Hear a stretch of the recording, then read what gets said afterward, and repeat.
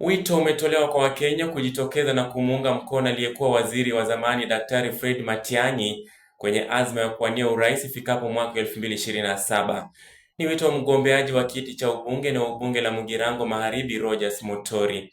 Mutori akizungumza kwenye hafla ya mazishi ya Damaris Mooni eneo la Tente wadi ya Township katika kaunti ya Nyamira, alihoji kuwa Matiang'i ametosha kuwa rais kufuatia rekodi ya kazi yake alipokuwa waziri wa elimu na vile waziri wa masuala ya ndani ya nchi.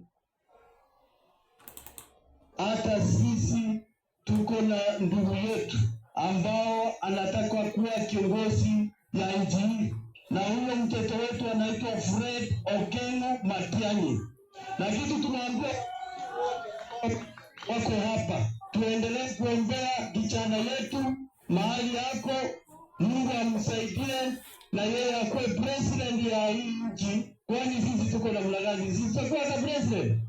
Wakati alikuwa Minister of Education Interior alifanya kazi mzuri sana, na tunaamini mtu yenye atatatua shida ambayo tuko nayo katika hii nchi ni Fred Okengo Matiang'i.